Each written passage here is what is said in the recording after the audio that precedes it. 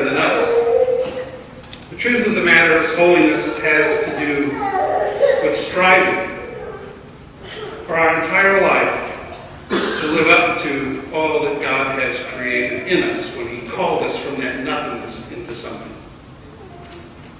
Because that God just didn't bring us into something, he created in us an unbelievably enormous amount of possibility in every single one of us. And in reality, holiness is about actualizing all of that potential, about making it real and present in the world. We have a theological word for that. It's called incarnation. To put flesh on the spiritual side of things and make it real and present in the world, as God was made real and present in the person of Jesus. That's what's going on in this gospel reading. Jesus is hammering home the point to his disciples that God created them for something. Holiness. And that they're called to live out that holiness. It doesn't matter if you look wonderfully pious. In fact, I suspect sometimes the most pious looking people are the ones I have the most distrust of. But I'm in good company, because didn't Jesus mistrust the religious people of his own time, the ones who were so pious? The Pharisees and the Sadducees and the scribes, the ones who always looked great going to temple, were properly dressed, stood perfectly in the temple, raised their hands in prayer perfectly, knew all the ins and outs of Scripture. Not that those aren't important things.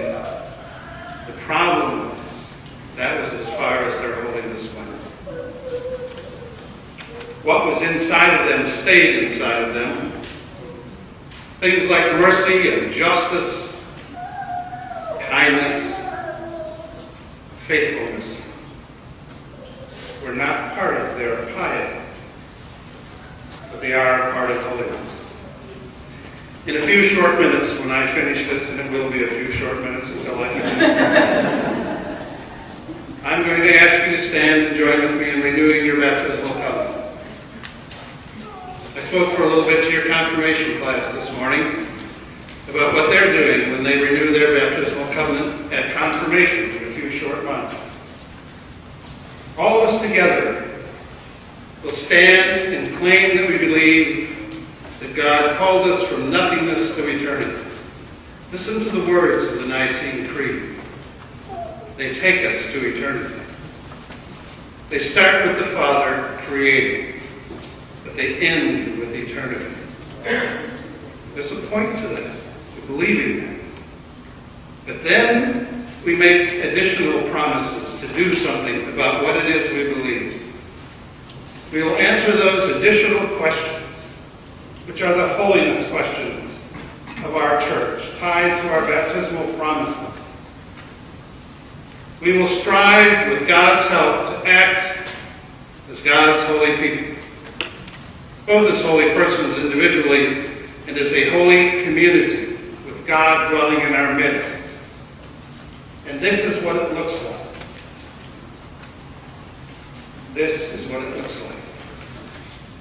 I said earlier to the 8 o'clock lunch, in some ways, as much as I love the renewal of our baptismal covenant, I think it's somewhat unfortunate because we do it so often that we take it for granted.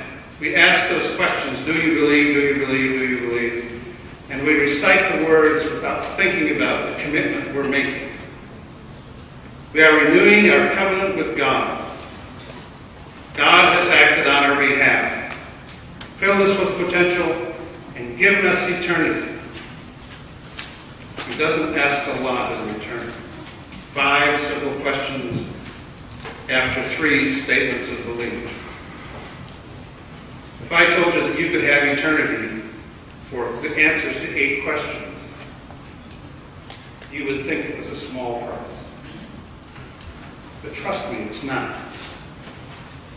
In asking these questions, God is asking you to give your whole self over to Him in His service, just as He asked Jesus for everything. And Jesus gave it all, didn't He? This congregation of all congregations knows it well because of its dedication to the Holy Cross. It was on the cross that Jesus gave all that he had and all that he was into the hands of God. And in the process, he opened the doors for you and I. The resurrection was the proof of the truth of it. And you and I live in the light of that resurrection. And so when you stand this morning, I'm going to actually go a little more slowly than usually happens, because I want you to think about what I'm asking you to commit to. I want you to take it seriously and to find a way to live it out to the best of your ability. Because God has given you the ability to do all that he asks of you. The unfortunate thing about this Christian life, though, is that it actually takes work. It doesn't come naturally. That's why we join together in community, because we cannot do it alone.